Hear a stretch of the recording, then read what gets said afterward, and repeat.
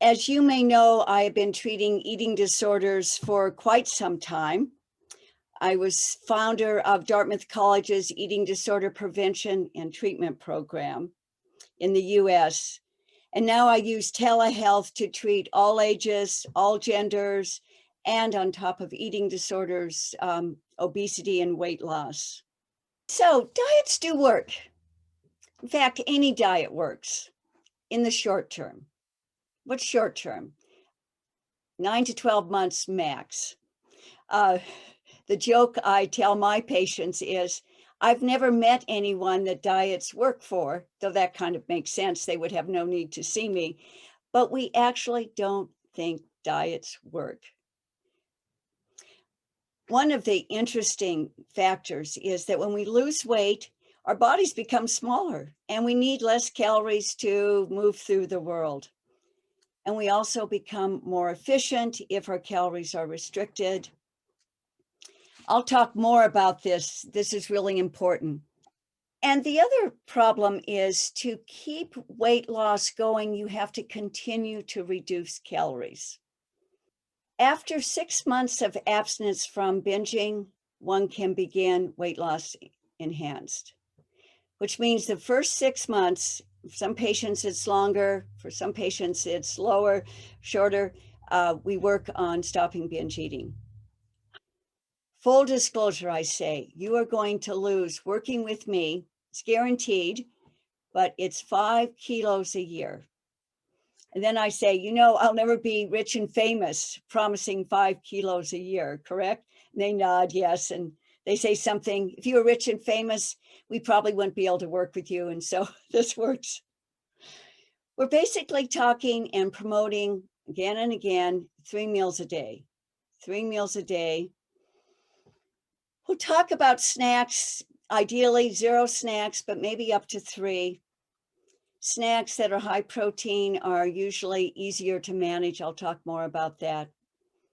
And then maybe the most shocking, but the most effective aspect of behavioral weight loss enhanced is fun, what I call fun foods, food we eat for pleasure.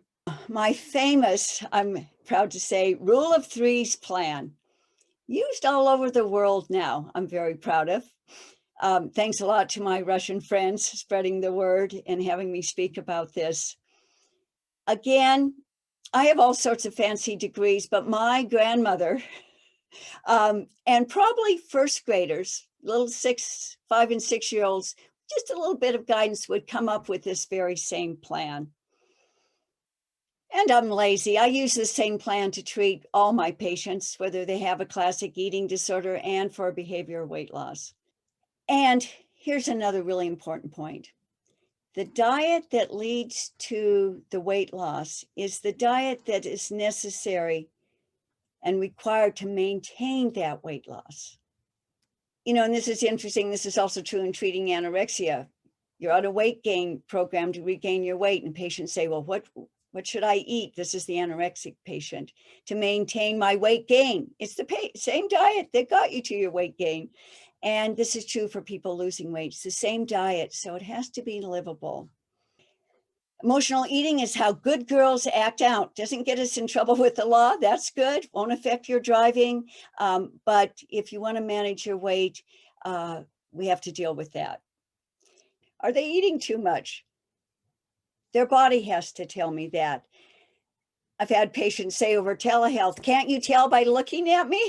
No, I can't even tell how tall you are over telehealth. The scale is how your body's going to speak to me. So we have to figure out some way for your weight to be checked occasionally. This is a predetermined genetic weight plan for our bodies. And you see set point when someone basically finishes growing and is moving into young adulthood. It is, and you see lots of variations in people's body sizes, set point. And it's interesting, there's been a lot of research on this. You can take people at set point, starve them, they'll go back to their set point. You can overfeed them, they'll go back to their set point.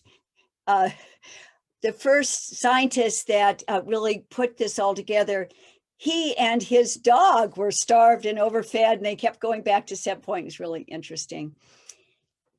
The body wants to maintain its safest weight, and it's most worried about starving to death. So set point is strongest on the low end of preventing weight loss than preventing weight gain. Basically, our ancestors, when it was feast and famine, worried about starving. Being overweight was not possible, except for the kings, I guess, as we look back in history. So our body is really very careful about not losing weight. This is a nice, very research-based handout that explains why exercise doesn't lead to weight loss. My paradigm is respect at every size. Raise. This is really important if you're working in obesity. And it's not helpful to be a skinny white woman, which I am. I admit to that. I'm a skinny white woman.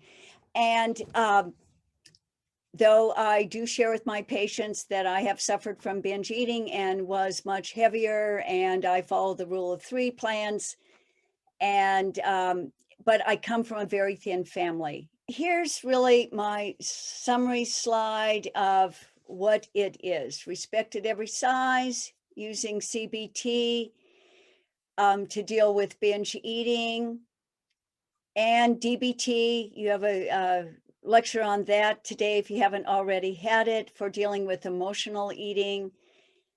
Interpersonal psychotherapy. Many of my patients are also working with a therapist and dealing with their other issues, so they don't have to use food for that. Family-based treatment is some really nice strategies for working with parents and helping them in a healthy way deal with their children's weight.